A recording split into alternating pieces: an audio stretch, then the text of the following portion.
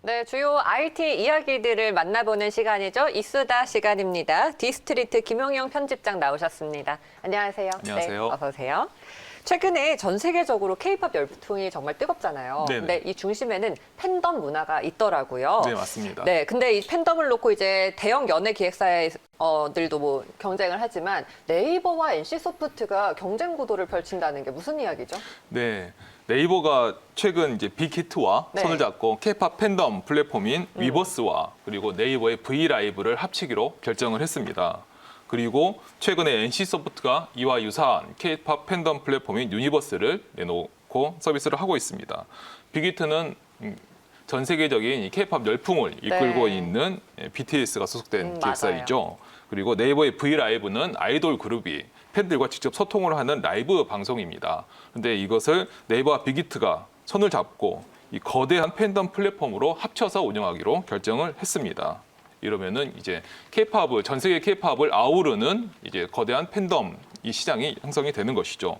그리고 재밌는 것은 여기에 NC소프트가 이제 도전장을 내밀고 있는 건데요. 이 NC소프트가 내놓은 유니버스라고 하는 서비스도 역시나 팬덤 플랫폼을 지향을 하고 있습니다. 몬스타엑스, 우주소녀 등 11개 아이돌 그룹이 현재 팬들을 대상으로 영상과 화보를 공개하고 있고요. 그리고 특히 최근 얼마 전에는 세계적인 소프라노 조수미 씨와 그리고 원조 한류 스타인 B 씨가 듀엣으로 이 유니버스의 테마곡인 소신이라는 노래를 불러서 화제가 되기도 했습니다. 네, 저도 이 곡 들어봤는데 참 신선하더라고요. 네. 자, 이런 팬 커뮤니티가 연예 기획사들이 더 잘 알고 관리를 할 것 같은데 이렇게 IT 기업들이 잇따라 참여하는 거는 이 시장의 성장 가능성을 받겠죠. 네, 맞습니다. 사실 아이돌 팬클럽이 콘서트에서 이제 일제히 야광봉을 흔들거나 또는 구호를 외치는 장면은 꽤 익숙할 것입니다. 하지만 이들은 사실 온라인에서 네이버 카페나 다음 카페의 커뮤니티를 만들고 주로 소통을 하고 있습니다. 그렇기 때문에 이들의 소통 행태나 또 이들이 어떤 거를 좋아하는지 이런 것들을 오히려 연예 기획사보다 이런 커뮤니티를 제공하는 인터넷 서비스 업체들이 더욱 잘 알게 된 것입니다. 그리고 여기에 팬들을 대상으로 하는 굿즈 시장이 이제 인터넷으로 주문을 하고 거래가 이루어지는데요. 이 시장 규모가 엄청나게 크게 성장을 했습니다. BTS의 지난해 굿즈 매출이 무려 2천억 원을 넘는 것으로 조사가 됐고요. 그리고 다른 이제 아이돌 그룹의 굿즈 시장도 역시 만만치 않게 성장을 하고 있습니다. 이를 통해서 팬덤 커뮤니티가 이제 전자상거래 플랫폼으로 확장이 되고 있는데요. 이렇기 때문에 이 인터넷 업체들이 군침을 삼킬 수밖에 없는 것이죠. 그렇군요.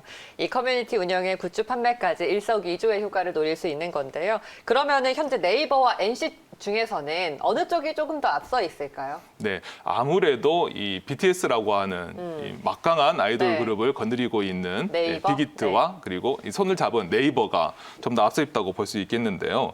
특히 이 빅히트가 처음 만든 위버스는 지난 2019년에 처음 시작이 됐습니다. 이 빅히트에서 팬들과의 소통 그리고 온라인 콘서트, 굿즈 판매까지를 모두 통합하려고 아주 작정하고 만든 서비스라고 할 수 있습니다. 그래서 지난해에는 BTS가 이 위버스를 통해서 온라인 공연을 가졌는데요. 이틀간 무려 시청자 99만 명을 모았고요. 그리고 매출만 491억 원을 기록을 했습니다. 지난해 케이블 방송에서 방영된 오디션 프로그램인 아일랜드도 이 비하인드 영상이나 시청자들과의 소통을 이 위버스를 통해서 진행을 했고요. 그런데 여기에 라이브 영상 송출에 강점을 가진 네이버 브이라이브가 통합될 예정이니까 당분간 선두권 수성에는 이상이 없어 보입니다. 네. 하지만 네. 그런데 NC소프트의 유니버스도 사실 자기네들의 강점이 없다고 하면은 이게 내놓지는 않았겠죠. 그쵸. 예, 유니버스 같은 경우는 이제 NC소프트가 보유한 인공지능 기술이 대거 적용된 점이 특징입니다.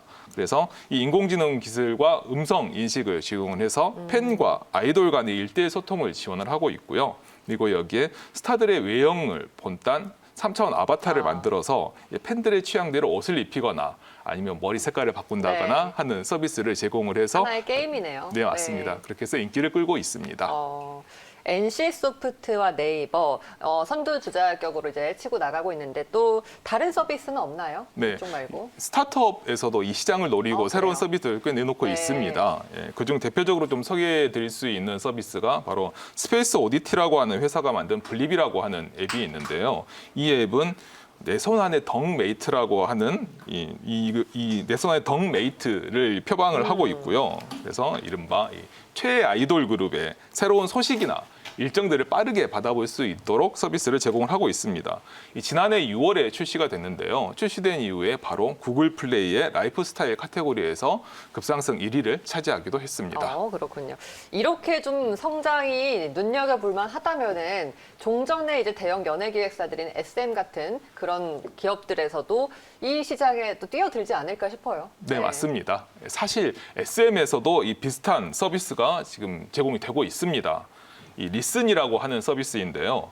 슈퍼주니어를 비롯해서 소녀시대, 샤이니 등 SM 엔터테인먼트 소속 이 아이돌들은 모두 리슨에서 팬들과 만나고 있습니다.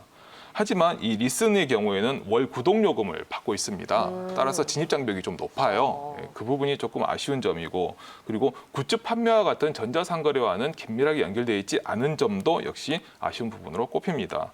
하지만 네이버, 빅히트와 NC소프트를 통해서 아이돌 팬덤 시장의 위력이 지금 이제 확인이 됐지 않습니까?